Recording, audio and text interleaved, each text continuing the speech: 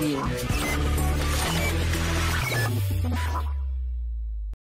Salut à toutes et tous, bienvenue dans cette nouvelle session Twitch. Cette fois, on va parler dans la Z305 de continuité suite à un désastre. Donc ce désastre, on va voir que ça peut être un désastre lié à un virus, on va voir que ça peut être un problème lié à une inondation, à un feu, donc à un sinistre de manière générale. Donc le but aujourd'hui dans ce module, dans ce live, c'est vraiment de discuter de PRA, de PCA, de RPO, de RTO, de MTTR, de MTBF, bref, tous ces termes, normalement, à la fin de la session, n'auront plus aucun secret pour vous. Comme d'habitude, messieurs, dames, vous n'hésitez pas à poser des questions dans le chat qui est prévu à cet effet. Et puis à la fin, je vous montrerai un peu, via quelques démos, comment mettre en place le PRA d'une machine virtuelle dans Azure, comment backuper par exemple un storage account là aussi dans Azure au travers de ce qu'on appelle un Recovery Service Vault. Donc module Design Business Continuity Solution. Pour rappel, juste après, vous aurez dans un prochaine session Twitch qui aura lieu je crois dans 2-3 semaines, un module dédié à la migration de vos ressources dans Azure. Donc le principe c'est que vous avez des ressources on-premise, vous voulez faire du R, alors du R ça peut être du refactor, du rehost, du rearchitect, tous ces termes-là en gros vont vous permettre de migrer vos workloads on-premise dans Azure et ce qu'on vous conseille chez Microsoft c'est d'utiliser Azure Migrate. Voilà le programme qu'on va détailler ensemble dans quelques semaines. Donc une fois qu'on a vu ça, et ben ce que je vous propose là aussi c'est d'attaquer la session. Et avant d'attaquer la session et de rentrer dans le vif du sujet de Design Business Continuity Solution, eh ben on va parler de ChatGPT. Et au plus final, on va plutôt parler de quelle est la différence entre un PRA et un PCA. Donc clairement, moi je ne sais pas la différence entre un PRA et un PCA. Et ce que je propose, c'est de poser la question à ChatGPT.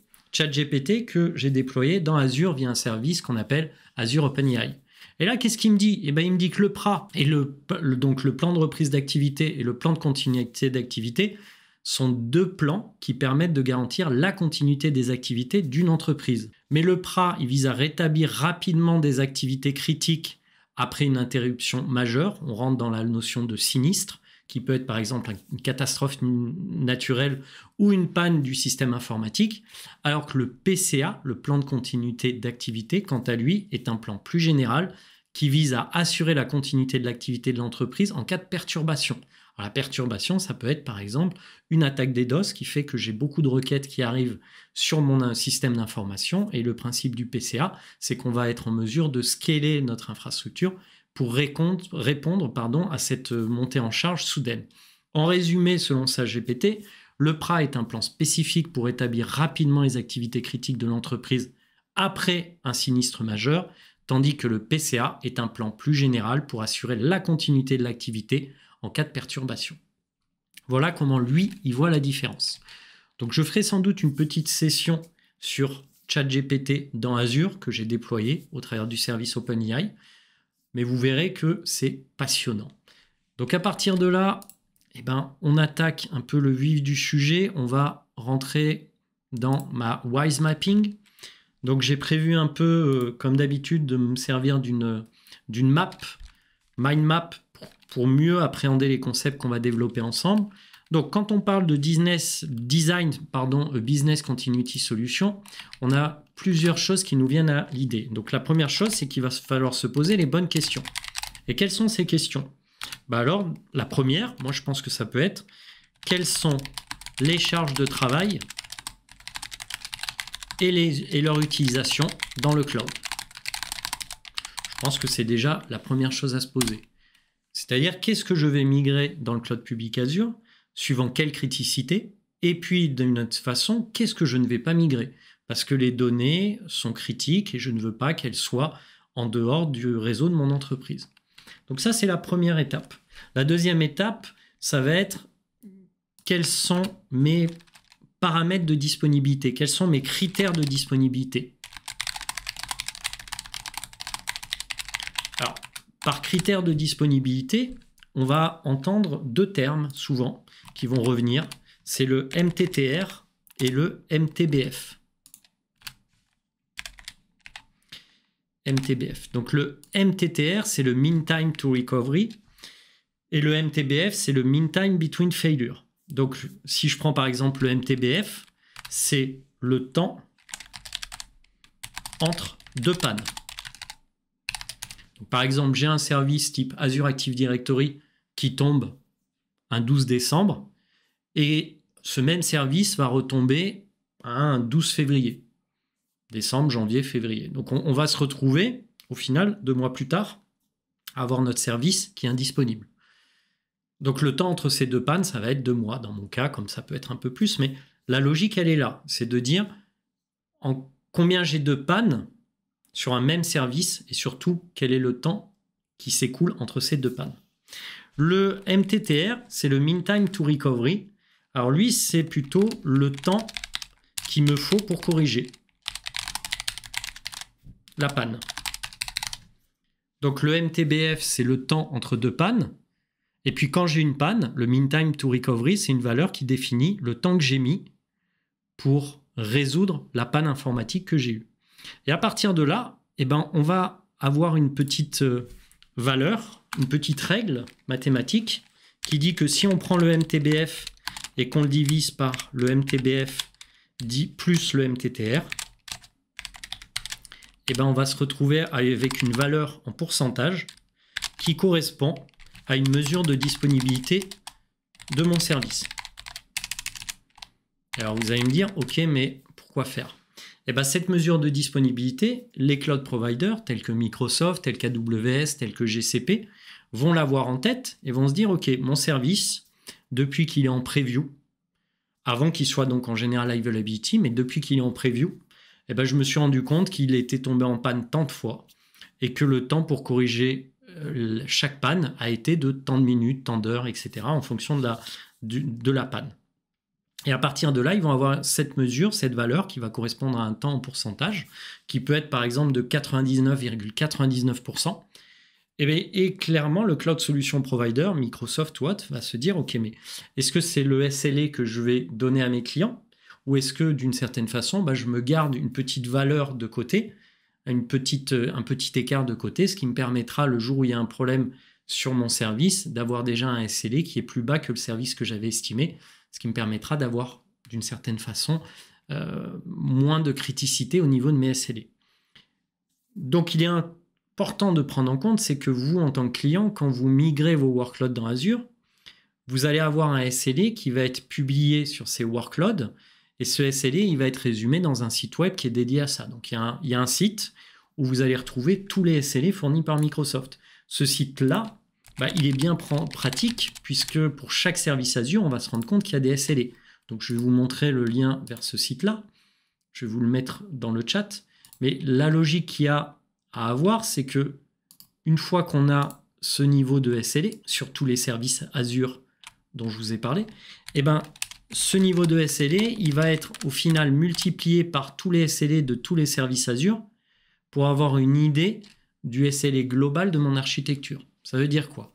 Ça veut dire que si j'ai une web app en 99-95 de SLA et qui fonctionne avec une base de données SQL en 99-99, le SLA global de mon architecture, c'est 99,95 fois 99,99. Et donc, ça va faire du 99,94.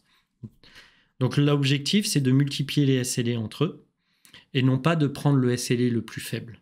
Et qu'est-ce qui se passe quand l'opérateur cloud, que ce soit encore une fois AWS, GCP, Azure, dépasse les SLA? Dans ces cas-là, ce qu'on va faire, c'est qu'on va proposer un avoir à nos clients qui va correspondre au temps de service qu'on devait maintenir. Donc, par exemple, le service sur la web app, si c'est le service qui est tombé, au temps de service de la web app qu'on devait maintenir sur un mois glissant. Donc, on va vous rembourser, par exemple, 1 mois d'utilisation de la web app. Donc, je dis bien que c'est un avoir, c'est-à-dire que, quelque part, la facture du clouder sera moins conséquente le mois suivant, puisque le service sur lequel est tombée la panne et pour lequel le clouder n'a pas réussi à respecter ses SLA, vous sera d'une certaine façon remboursé sous forme d'avoir. On ne vous rembourse pas la pénalité financière que vous avez subie suite à la perte de ce service. Donc c'est un point qui est quand même important à appréhender. Et donc le MTBF et le MTTR, ce sont deux valeurs qui sont prises en compte par le clouder pour vous fournir un SLA sur chaque service Azure, par exemple. Et c'est la multiplication de ces services qui fait le SLA global de votre architecture. Donc, on a vu ce que c'était le MTTR, le MTBF, qui sont des valeurs vraiment liées au clouder. Ensuite, ce qu'on peut se poser comme question, c'est quels sont les RTO et RPO que l'on souhaite en tant que client sur mon infrastructure. Donc, un Recovery Time Objectif et un Recovery Point Objectif. Alors, ces deux valeurs, qu'est-ce que c'est?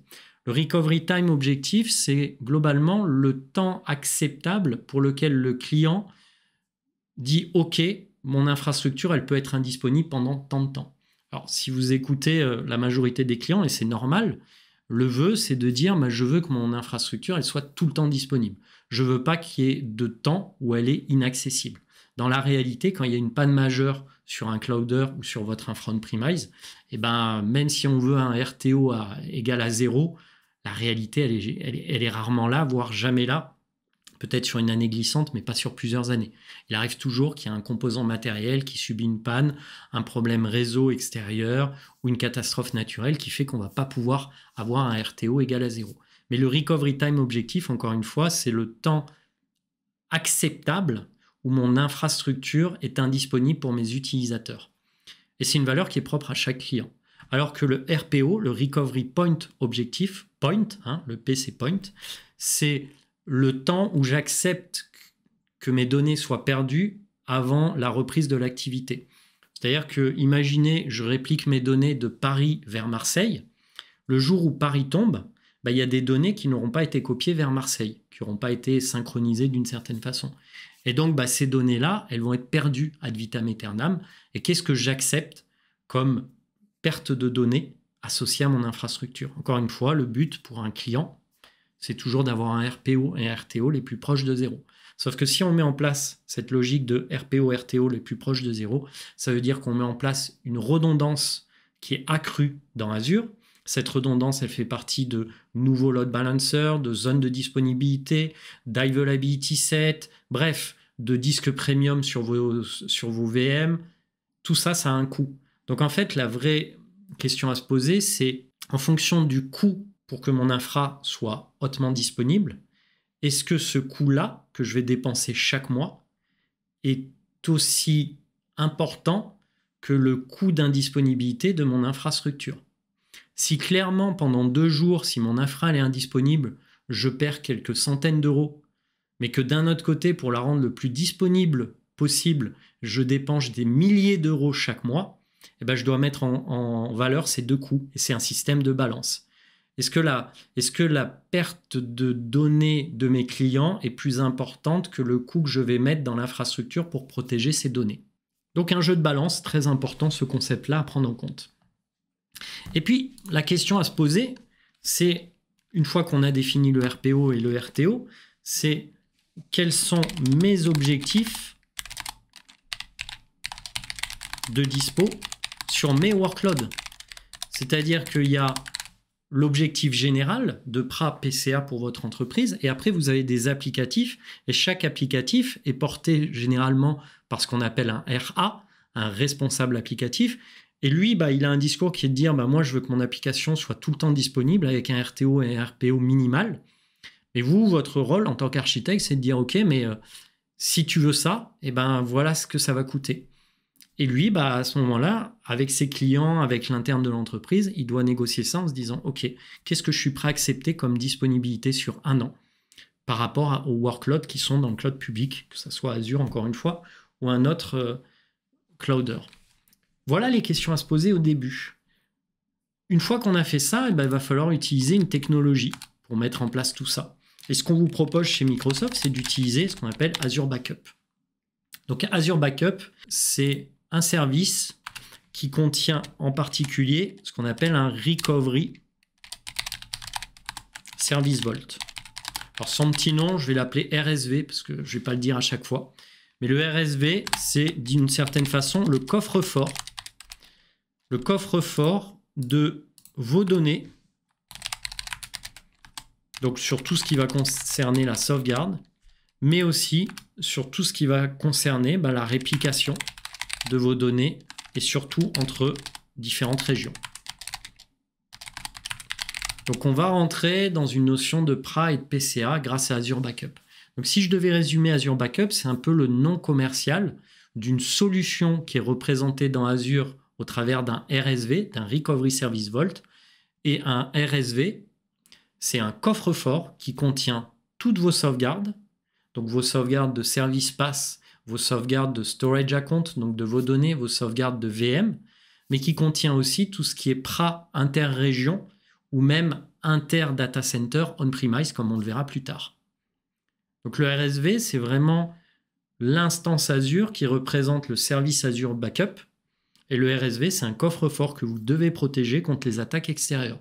Parce qu'on le sait, on le voit, quand il y a une attaque dans une entreprise, une des premières choses que font les hackers, les pirates, c'est qu'ils vont supprimer les sauvegardes. Ils ne vont pas les chiffrer, ils vont les supprimer. À partir de là, Azure Backup a plusieurs possibilités qui vous est offerte, mais une des possibilités, au travers du RSV, c'est ce qu'on appelle la réplication en LRS ou par exemple en ZRS ou même en GRS. Donc, vos sauvegardes peuvent être répliquées dans 2 régions. Donc, on a par exemple une sauvegarde qui va être configurée en France-Centre, à Paris, et vous pouvez répliquer cette sauvegarde en France-Sud, à Marseille. Ce qui fait que si Paris tombe, vous allez pouvoir restaurer la sauvegarde à Marseille. Donc si la sauvegarde c'est une VM ou c'est une sauvegarde de vos données, eh ben, elles vont se retrouver à Marseille. Et c'est parti pour West Europe ou pour North Europe aussi. Donc ça marche sur les régions paires.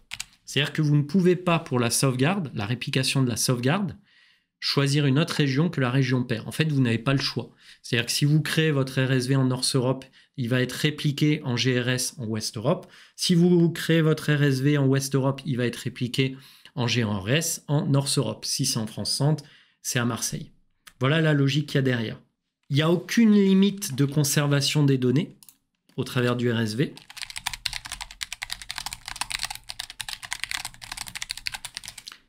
Que vous dire d'autre? Il y a la sauvegarde aussi cohérente des applications. C'est important.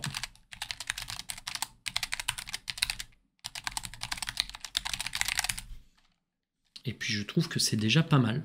Alors un point à connaître avec le RSV, mais ça on le voit plutôt dans la 104, c'est que quand vous avez des workloads à sauvegarder, donc je ne sais pas, des VM, des storage accounts, quand vous les avez en France-Centre, il faut que votre RSV soit créé en France-Centre. On ne peut pas sauvegarder des ressources d'une région A depuis un RSV qui est en dehors de cette région A. Donc le RSV doit toujours être dans la même région que les ressources à sauvegarder. Mais on verra que ça, c'est pour la sauvegarde, ce que je vous raconte. Quand on va utiliser le RSV plus tard pour du PRA interrégion, il faut cette fois que le RSV ne soit pas dans la même région que les ressources à protéger. Donc c'est un point très très important à garder en tête. Pour protéger le RSV, on va pouvoir utiliser un service qui s'appelle SoftDelete. En fait, SoftDelete, c'est quoi? Moi, je dirais que c'est une corbeille. Et cette corbeille, elle va contenir vos sauvegardes qui auraient été supprimées soit de manière intentionnelle, soit c'est fait exprès par un hacker ou par un pirate.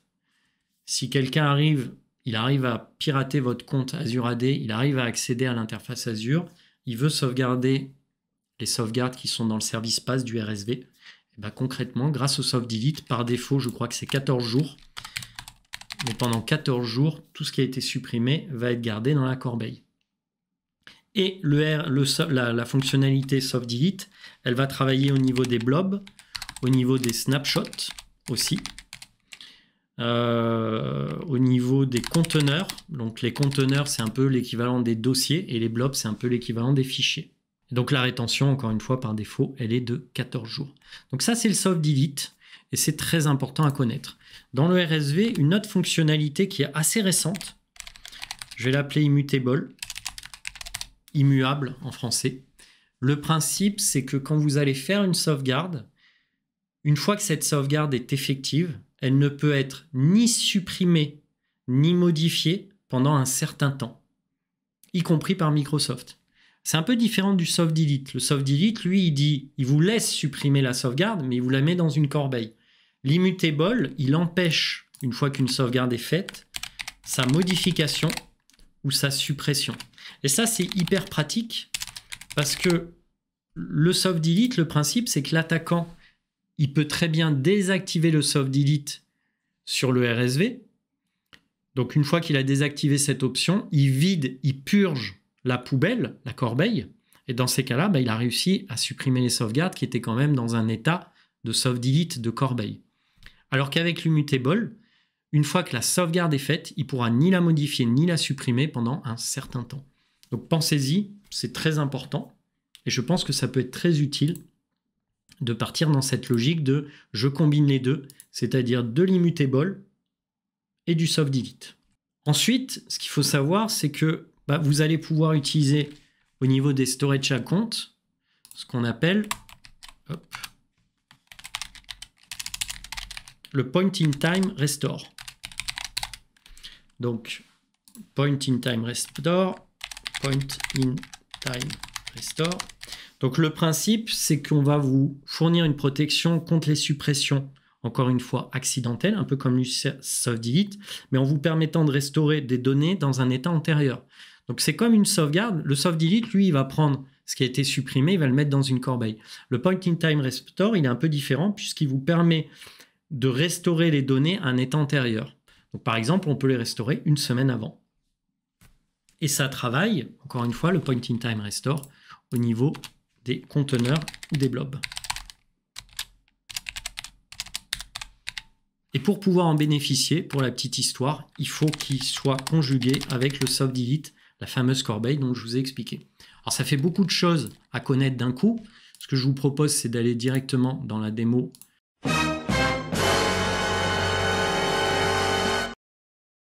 Ici, on est dans Azure. J'ai une VM. Celle-ci, elle est en North Europe, comme vous le voyez ici. Ce que je vais faire, c'est que sur la gauche, je vais aller dans Backup. Je vais sélectionner un RSV à créer. Je vais l'appeler RSV prod pp. Et je vais définir, au niveau de la VM, la fréquence de backup et la réplication éventuelle de ce RSV ou des snapshots qu'il contient. Et au travers, ça se fait tout ça au travers de ce qu'on appelle une policy. Vous voyez, je vais dire que la policy, elle est daily pour ma prod. Donc là, je vais dire le nombre de jours pour les snapshots, la rétention, qui peut aller jusqu'à 99 années, ici. Alors, je ne serai plus là pour vous prouver que ce que je vous raconte est vrai. Et une fois qu'on a fait ça, on n'a plus qu'à faire un Enable Backup. Et directement dans Azure, ce que va faire le cloud, c'est qu'il va créer un RSV, Recovery Service Vault, qui va contenir le backup de ma VM. Donc, on va le voir ensemble. Voilà le principe du RSV. Orienté backup une fois encore.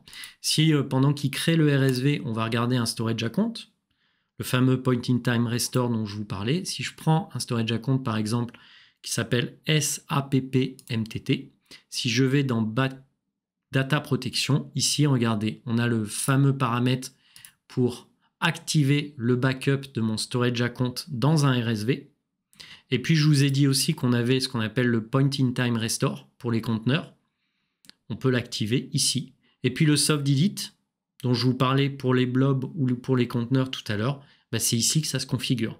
Alors vous le voyez, le soft delete pour les storage accounts, il est par défaut à 7 jours, alors que le soft delete pour les RSV, donc pour tout ce qui est vraiment le coffre-fort, protéger le coffre-fort de la suppression, par défaut, il est à 14 jours. Donc si je vais dans les propriétés de mon RSV qui a été créé, vous le voyez, il est ici. Si je retourne dans mes propriétés de RSV et que je vais dans Security Setting, on voit bien que le soft delete, il est configuré par défaut. Et si maintenant on va dans Immutable Vault, ici, c'est là où on va pouvoir activer la fonctionnalité Immutable sur mon RSV. Et puis je vous ai dit que le RSV, il pouvait être répliqué entre deux régions du globe. Ça se fait tout simplement ici. C'est-à-dire que par défaut, il est d'ailleurs en GRS, en géoredondant. Et quand j'active la fonctionnalité Cross Region Restore, je vais pouvoir sauvegarder ma VM dans une région A et la restaurer dans sa région paire, donc la région B. Voilà les possibilités qu'on a, encore une fois, au travers du RSV. Pour lancer le backup d'une VM ou d'un service pass, On sélectionne où est le workload. Par exemple, dans mon cas, dans Azure, je sélectionne qu'est-ce que je veux sauvegarder. Alors, ça peut être un partage réseau, donc un Azure File, comme ça peut être une VM. Si c'est une VM, bah dans ces cas-là, il va me dire « Ok, tu veux sauvegarder une VM, bah sélectionne-la. » Et il va m'afficher ici la VM à sauvegarder. Alors, vous le voyez, là, il ne m'en affiche pas. Vous allez me dire bah, « Pourquoi il ne t'en affiche pas ?» Pourtant, ton RSV, il est dans la même région que la VM que tu nous as montré tout à l'heure. Bah, tout simplement parce qu'il a déjà configuré son backup. Regardez, il est ici. Ici, j'ai Azure Virtual Machine. Si je clique dessus, on va retrouver ma VM. Et là, il me dit « Attention, tu n'as pas lancé le backup de ta VM. » Et donc, si je fais un backup now, à ce moment-là, je vais pouvoir lancer le backup. Et c'est important parce qu'une fois que la VM est backupée, on va pouvoir soit restaurer des fichiers, des dossiers, ça se fait dans File Recovery, soit on va pouvoir restaurer l'intégralité de la VM en écrasant la VM d'origine ou en recréant une VM à côté avec un nom différent. Et si on active le Cross-Region Restore, on va pouvoir la restaurer dans une seconde région. Et le Wound Delete, vous l'avez compris, c'est j'ai fait une bêtise, j'ai supprimé une sauvegarde bêtement. Et ben dans ces cas-là, grâce au Wound Delete, on va aller récupérer dans la corbeille cette sauvegarde et la remettre en place. Voilà pour la logique qu'il y a derrière le RSV au travers du backup. Donc on a vu le soft delete, on avait eu le point in time restore. Maintenant, on va aller parler dans les VM de ce qu'on appelle des snapshots. Donc une VM est toujours livrée avec un disque qui correspond au disque de l'OS. On n'a pas le choix, hein, il faut qu'une VM pour fonctionner, elle ait un système d'exploitation. Ce système d'exploitation, ça peut être du Windows, du Linux, mais ce système d'exploitation est toujours stocké par défaut maintenant sur ce qu'on appelle un manage disk. Donc c'est un disque managé. C'est plus un storage account, on va dire que c'est une sorte de storage account qui est managé du début à la fin par Microsoft. Le principe, c'est qu'on va pouvoir créer des snapshots. Donc c'est une copie à un instant T en lecture du VHD de ma VM. Ce qui va me permettre, comme vous le voyez, de partir sur un snapshot soit full, en read-only, comme je vous l'ai expliqué, soit en incrémental, au niveau de mon manage disk de ma VM. Encore une fois, dans une logique de je prends une photo à l'instant T de ma VM en lecture seule. Une fois qu'on sait tout ça, on va pouvoir utiliser les snapshots pour réaliser à la demande ou de manière planifiée, à l'aide d'Azure Backup, des politiques de sauvegarde un peu plus précises. Et souvent, on vous dit que les snapshots, ils doivent être plutôt utilisés pour couvrir la période entre les sauvegardes quotidiennes. Mais ça se fait manuellement, c'est du one-shot à chaque fois, d'où le nom d'ailleurs, d'une certaine façon, snapshot. Mais les snapshots, encore une fois, là aussi, sont incrémentales, c'est-à-dire qu'ils sont à faire avant le déploiement du code, de manière générale, sur votre application. Voilà pour Azure Backup au travers d'un Recovery Service Vault. Donc ce service, encore une fois, il doit être déployé dans la même logique que j'ai une VM et cette VM me permet d'accéder à tout moment à des informations importantes et je veux pouvoir la restaurer à un état antérieur. Donc quand on parle de backup, de sauvegarde, il faut vraiment s'imaginer je veux restaurer à un état antérieur ma VM. Alors que quand on parle de PRA interrégion, on se dit on va synchroniser le disque de ma VM au fil de l'eau. C'est-à-dire que dès l'instant où le disque va changer, où je vais avoir un bit en plus ou un octet en plus sur ma VM, on va automatiquement répliquer cette bit ou cet octet dans la seconde région. Donc c'est deux façons de voir les choses différentes puisque quand on va déclencher le PRA et qu'on va faire un failover vers la seconde région, en fait, il va prendre la dernière image disponible Azure pour vous restaurer la VM à son état le plus proche d'avant le sinistre, alors qu'avec Azure Backup via un RSV, on va pouvoir restaurer une ancienne sauvegarde qui peut venir de plusieurs semaines ou de plusieurs mois pour pouvoir rendre le service disponible. Ici, sur mon schéma, on vous parle d'Azure File. Donc pour rappel, Azure File, c'est du SMB ou du NFS dans Azure. Pardon pour l'écriture, hein, vous connaissez maintenant mon écriture, mais c'est du SMB ou du NFS dans Azure. Donc le SMB, c'est un protocole qui a été inventé, je crois, par Microsoft. C'est globalement, quand vous êtes sur Windows, vous faites backslash, le nom du serveur, backslash, le nom du partage, et vous tombez sur un partage qui va prendre en compte vos droits NTFS et vos droits de partage pour vous donner des droits sur un serveur distant, serveur de fichiers. Alors que le NFS, c'est Network File System de mémoire ou quelque chose comme ça, à vérifier sur Internet. Mais globalement, c'est plus orienté sur le monde non Microsoft.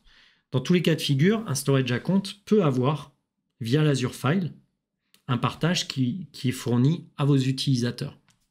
On l'a déjà vu dans la Z104 pour le coup, mais ce partage, il est lié à un storage account. Donc quand je prends, par exemple, mon storage account de tout à l'heure, on va retourner dessus, et bien dessus, j'ai File Share. Et c'est ici où vous voyez, j'ai déjà créé un partage réseau. Et ce partage réseau, si je fais un connect, et ben on va me dire, ok, choisis ta lettre de lecteur à mapper sur ton poste de travail. Tu fais un show script, tu récupères ce code-là, tu le copies sur ton poste de travail, tu montes le partage réseau. Alors tout ça, c'est bien beau, mais qu'est-ce qui sauvegarde mes données? Ben, vous avez deux manières. La manière manuelle, où vous allez pouvoir faire un snapshot de vos partages réseau. Donc en l'occurrence de mon partage qui s'appelle VIP. Donc là, je fais un snapshot manuel de toutes les données dessus.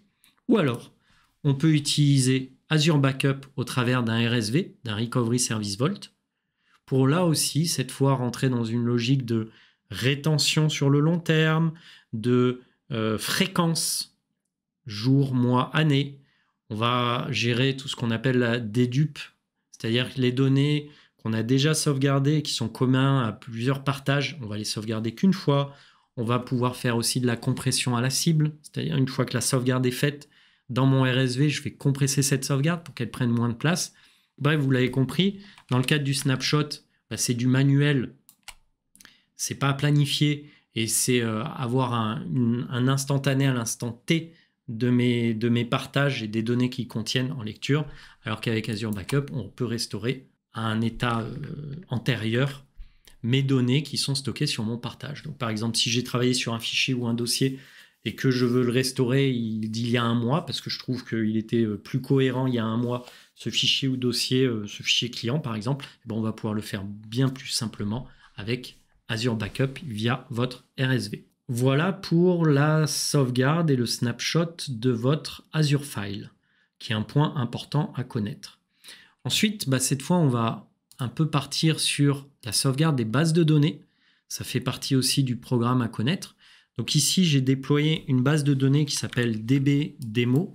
Et cette base de données, qui est un service PaaS, encore une fois, puisque c'est de l'Azure SQL Database derrière, cette base de données, elle est sauvegardée, hostée, pas sauvegardée, elle est hostée par un serveur SQL Server, qui est ici.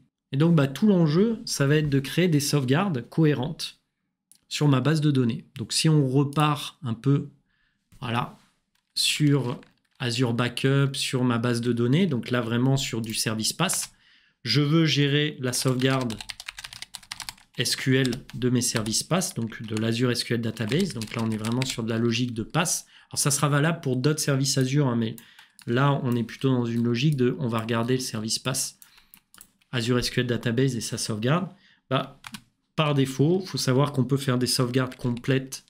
Donc, sauvegarde complète une fois par semaine.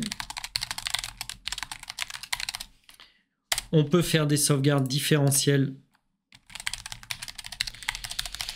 toutes les 12 heures ou 24 heures. 12 heures à 24 heures. Et on peut, bien entendu, sauvegarder le journal transactionnel toutes les 5 à 10 minutes.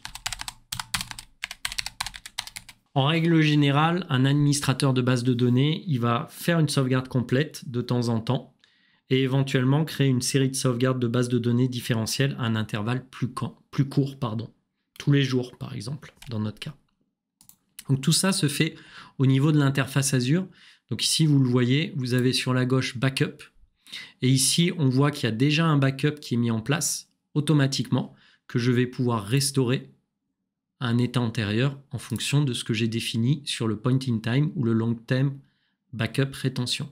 Alors un point qui est important, je vais vous donner un cas concret chez un client. Il avait tous les vendredis matins sur sa base de données SQL un pic CPU et RAM, parce qu'il faut savoir qu'il avait créé une base Azure SQL Database avec comme SKU du Vecur. Donc en fait, c'était le nombre de cœurs qui était facturé par Microsoft. C'était pas du DTU.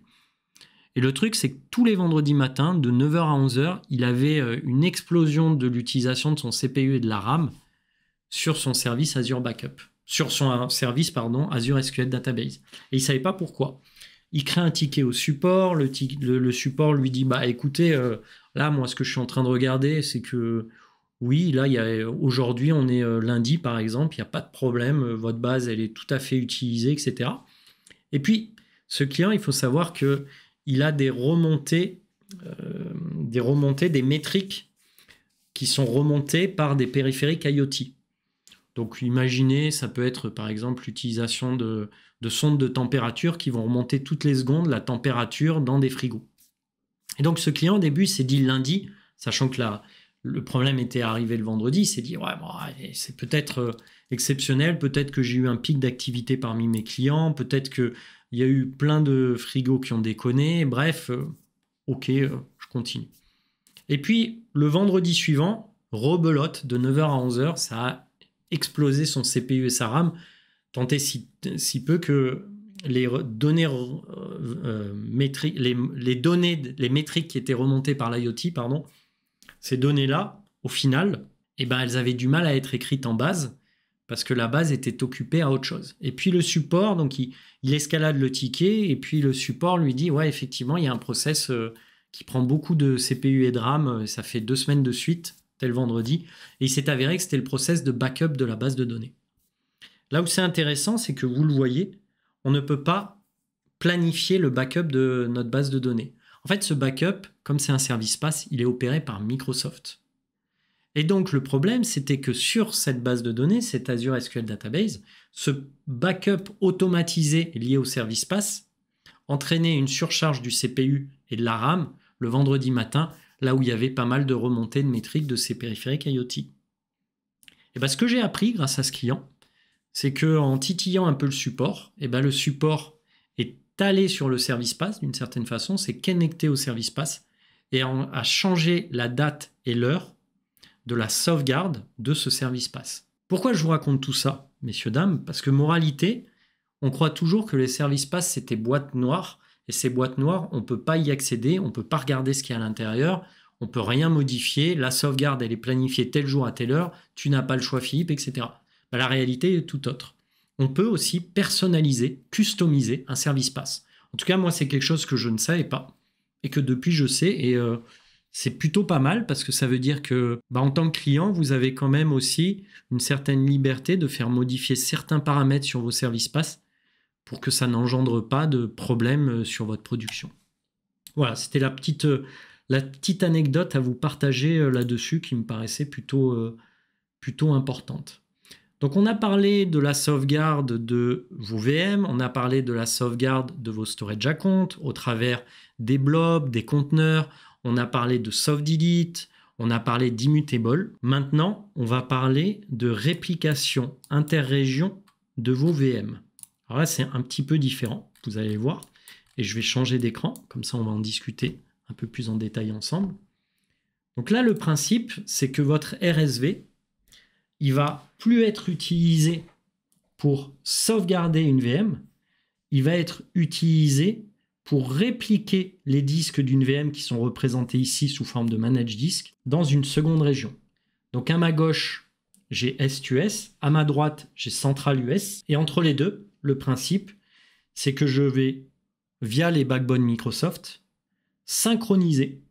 Alors, quand je dis synchroniser, c'est de l'asynchrone. Si vraiment on doit être dans les détails, on est incapable de synchroniser, même avec de la fibre noire, entre plusieurs centaines de kilomètres, une donnée de manière synchrone. Il y aura toujours de l'asynchrone. Donc là, mon propos, c'est qu'on va synchroniser entre 2 régions du globe les différences qui apparaissent sur les disques des VM à gauche. Et ces différences-là, dès qu'il y a une modification sur les disques des VM à gauche, elles sont répliquées dans des disques qui sont à droite. Sauf que la différence entre la gauche et la droite, c'est qu'à ma gauche, j'ai des VM qui tournent et qui se basent sur ces disques-là. Par contre, à ma droite, j'ai pas encore de VM qui tournent. En fait, le jour où ces VM-là vont apparaître, c'est le jour où vous ferez ce qu'on appelle un failover. Donc le principe du failover, c'est que vous allez dire, ma prod en SQS, elle est tombée. Pour X ou Y raison, ma région est tombée. Je vais basculer, je vais faire un failover. Et ce qui va se passer, c'est que Azure va récupérer la dernière image cohérente qui sont stockées sur ces VHD-là. Et à partir de ces images-là, Azure va créer les VM qui, en fait, étaient au départ dans la région de gauche. Donc, à ma gauche, j'ai la région qui tombe, je fais un failover, il prend les disques, il recrée les VM. Alors, pourquoi je vous dis que c'est important, ça ? Parce qu'en final, tant que vous ne faites pas un failover, il ne fait que répliquer des données, mais il ne recrée pas les VM derrière. Le jour où vous faites un failover, il prend les VHD et il va recréer les VM. Ce qui fait que vous ne payez pas 2 fois les VM, puisque quand vous faites un failover, ça veut dire que la première région est tombée. Donc vous arrêtez de les payer, les VM, puisqu'elles ne tournent plus. Donc ça, c'est le premier point. Et le deuxième point, c'est qu'on vous permet de faire ce qu'on appelle un failback. Donc le principe du failback, c'est qu'une fois que la région d'origine, donc SQS à gauche, est redevenu up. Imaginez, les équipes de Microsoft l'ont remis en place. Tout est OK, tout roule. Et vous allez pouvoir reprendre les données qui ont été travaillées par vos utilisateurs dans la région de droite, donc centrale US, et les répliquer, les recopier dans la région d'origine pour que vos utilisateurs reprennent leur travail sur la région SQS, donc la région de gauche. Donc c'est ce qu'on appelle un failback. Un autre point aussi qu'on peut faire dans cette logique de PRA, interrégion, on peut faire ce qu'on appelle du test de basculement. Alors, c'est quoi le test de basculement, concrètement ? C'est que souvent, l'ISO 27001 ou d'autres normes, ou l'ISO 27012 d'ailleurs, mais on va dire 27001 dans mon cas, on vous impose, quand vous la mettez en place, de procéder à des tests au moins annuels de bascule de votre prod de gauche vers la droite. Ça arrive souvent et quelque part c'est logique parce que le jour où vous avez vraiment une rupture de la normalité de votre infra, c'est pas ce jour-là où il va falloir tester que votre PRA est effectif. Il faut le tester avant, de temps en temps, au moins une fois par an. Et donc un test de basculement vous permet, au travers là aussi d'un RSV, de pouvoir recréer une VM, mais cette fois, au lieu de la recréer dans un VNet qui est raccordé à votre réseau on-premise ou à d'autres VNet Azure, votre VM, elle va être raccordée à un VNet qui est cloisonné. Et là, c'est plutôt pas mal parce que ça va vous permettre de faire des tests et de vérifier que votre VM, si demain il y avait une rupture de la normalité, elle redémarre et elle est recréée avec la bonne configuration et elle est accessible. Donc quand je dis que ce VNet est cloisonné, c'est-à-dire que d'abord quand votre VM elle est recréée, elle n'a pas d'IP public, donc vous ne pouvez pas y accéder. Donc pour y accéder, il va falloir lui rajouter une IP publique, se connecter ou alors créer un VPN pointacide vers ce VNet. Bref, ce VNet, il est vraiment complètement en dehors du cycle de PRA et il vous permet de tester l'efficience de votre PRA. Donc ça, c'est pour le test de basculement. Autre chose que fait le RSV dans Azure, c'est ce qu'on appelle l'ordonnancement. Alors c'est quoi l'ordonnancement ? C'est un autre concept. Avec l'ordonnancement, on va pouvoir, lorsque vous allez recréer votre infra suite à un failover, donc je fais un failover et vous voyez dans mon cas, j'ai VM1 ici et VM2 ici. Sauf que je sais, moi, en tant qu'informaticien, qu'il faut que d'abord il y ait VM1 qui soit redémarré avant que VM2 puisse être redémarré et recréé, parce que VM2 a besoin de VM1 pour fonctionner. Donc imaginez, j'ai mon front-end, c'est ma VM1, et mon back-end, c'est ma VM2. Sauf que mon back-end a besoin de mon front-end pour fonctionner correctement. Et dans le cadre de l'ordonnancement, vous allez pouvoir dire d'abord, je vais recréer le disque 1 de la VM1 et ensuite, une fois qu'elle aura été recréée, cette VM, je vais créer à partir du disque 2 la VM2. Ce qui vous permet de créer une logique d'ordonnancement. Je recrée mon infrastructure au fur et à mesure. Donc comment tout ça, ça se traduit dans Azure ? En fait, ça se fait comme d'habitude au travers d'une VM ou d'un RSV. Sauf que cette fois, le RSV que vous allez créer pour répliquer le disque de la VM entre deux régions, ce RSV, il doit être dans une autre région que celle de la VM. Donc ici, j'ai une VM qui est en North Europe. Le RSV que vous allez créer pour faire le PRA, il ne sera pas en North Europe. Il sera dans une autre région et vous allez, et c'est là que c'est intéressant, pouvoir choisir la région de réplication. Donc, une fois que je suis à gauche, je vais dans Disaster Recovery sur ma VM. Et là, regardez, j'ai une map monde qui apparaît. Et je vais pouvoir choisir la région sur laquelle je vais répliquer ma VM. Alors là, vous voyez, je suis en North Europe. Je pourrais la répliquer aux États-Unis. Objectivement, ça n'a pas trop de sens parce qu'il va y avoir quand même entre deux plaques géographiques. deux continents, on a l'Europe, on a les États-Unis, on va quand même avoir un problème de réplication. En tout cas, il va y avoir une grosse asynchronicité de votre réplication. Là, moi, j'ai choisi de prendre de North Europe vers Paris, France Centre. Ensuite, je fais dans les Advanced Settings, je vais définir qu'est-ce que je vais devoir recréer et qui est toujours gratuit. Donc tout ça, c'est gratuit dans la seconde région. Donc Azure, en gros, qu'est-ce qu'il va dire? Il va dire, je vais recréer un groupe de ressources, mais que je vais nommer -ASR. Je vais aussi recréer un VNet qui peut être le même espace, qui peut posséder le même espace d'adressage que votre VNet de la région source, donc de North Europe. Donc là, si en North Europe, j'avais un VNet en 10.0.0/16, eh ben je peux recréer un VNet dans France Centre en 10.0.0.0/16 aussi. Et le jour où je basculerai, je prendrai ma liaison ExpressRoute ou ma liaison VPN et je la rattacherai au VNet qui contient mes VM que j'ai basculé donc en France Centre. Pareil, si mes VM ont besoin d'AS, d'Availability Set, d'Availability Zone pour fonctionner, eh ben je les recrée dans la bonne zone de disponibilité ou dans les AS d'origine. Et ça, les PPG, alors ça, c'est un concept assez intéressant. Les PPG, c'est quand vous avez besoin d'une faible latence entre des ressources qui sont dans une même région. Par exemple, vous avez un front-end qui est un Apache avec un back-end qui est une base MySQL. Et vous voulez qu'entre le front-end et le back-end, qui sont deux VM, il y ait vraiment une latence réseau très faible parce que vous avez besoin que ça dépote. Et vous allez les placer dans ce qu'on appelle un PPG. Et Microsoft va s'arranger pour qu'en termes de bons BOND réseau, il y ait le moins de bons réseaux possible pour que ces deux communiquent entre eux. Ça aussi, c'est un point important, la capacity réservation.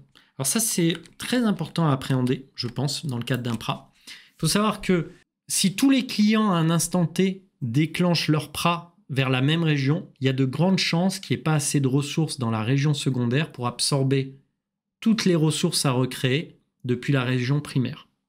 Parce que ça fera trop de ressources d'un coup. Et à ce moment-là, avec les capacités réservation, vous pouvez pré-réserver des VM qui correspondent à la taille que vous avez à l'heure actuelle. Donc moi, dans mon cas, ça serait du standard D2V2 dans la région secondaire. Ce qui va vous permettre concrètement d'avoir d'une certaine façon les ressources CPU et RAM à disposition lorsque vous allez basculer en PRA. Donc ces deux services, que ça soit Azure Backup pour le backup au travers d'un RSV, donc je vais backuper ou je vais faire du PRA interrégion, tout ça se trouve dans le même service qui s'appelle le Recovery Service Vault, qu'on va aller regarder ensemble. C'est-à-dire que là, si je lançais la réplication, il me créerait un Recovery Service Vault, mais qui serait différent de celui que j'ai utilisé. Pourquoi il serait différent? Parce que celui que j'ai utilisé là, c'était pour du backup de VM, alors que ce que je veux faire là, c'est de la réplication de VM interrégion. Et pour le faire, j'irai dans, ici, Site Recovery. Et là, vous voyez qu'Azure vous dit, OK, je peux faire du Site Recovery, mais au final, tu as 3 modes de réplication. Soit c'est entre deux régions Azure, donc tu as une VM Azure et tu veux la répliquer dans une seconde région Azure, mais on peut gérer aussi de la réplication de machines VMware ou Hyper-V dans Azure. Donc ça, c'est la deuxième méthode. Alors ça, je n'ai jamais vu chez aucun client. Mais le principe, c'est que on-premise, imaginez, vous avez un data center avec dedans des hyperviseurs, soit VMware, soit Hyper-V, et des VM. Vous allez pouvoir faire le jour où votre data center on-premise tombe, vous allez pouvoir déclencher un failover, mais vos ressources, au lieu d'être recréées dans un autre data center on-premise, elles vont être recréées dans Azure. Donc ça, c'est la deuxième possibilité. Et la troisième possibilité, qui n'est pas mentionnée là tout de suite, c'est que vous allez pouvoir faire du PRA inter-data center. Ça non plus, j'ai jamais vu chez aucun client. Imaginez, ici, j'ai un data center chez un client qui s'appelle DC1 et j'ai un data center chez un client qui s'appelle DC2. Et entre les deux data centers, j'ai, j'en sais rien, 5 km. Vous allez pouvoir piloter le PRA entre ces deux data centers directement depuis l'interface Azure. Encore une fois, je ne l'ai jamais vu, mais techniquement, ça existe.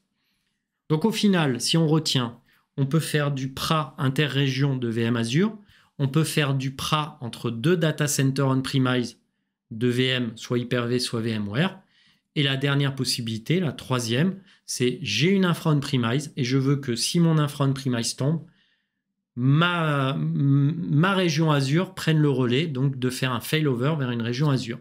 Et cette infra on-premise, dans ces cas-là, dans cette troisième possibilité, ça peut être soit derrière du VMware, soit de l'Hyper-V. J'ai vu qu'il y avait des questions. Je suis désolé. Je regarde un peu. J'arrive un peu après la bataille. Tu vois, qui sont deux services différents avec un coffre de sauvegarde. Bon, en fait, un Recovery Services et un coffre de sauvegarde, c'est globalement la même chose, sauf que Recovery Services, il va te permettre de faire aussi du PRA, alors que le coffre de sauvegarde, il est dédié à la sauvegarde de tes données. Toujours Azure Backup, mais avec l'option Azure Site Recovery, ASR. En fait, le nom, voilà, c'est Enjoy09 qui a répondu, mais le nom à cette technologie qui permet de faire de la réplication interrégion de ressources Azure, on le passe par ce qu'on appelle un service qui s'appelle ASR, Azure Site Recovery. Mais derrière, ce service Azure Site Recovery, vous le voyez, il est basé sur un RSV, un Recovery Service Vault. Donc en fait, Azure Site Recovery ou Azure Backup sont tous les deux basés sur un coffre-fort qui va au choix contenir ou vos backups ou vos ressources répliquées. À bientôt tout le monde, salut!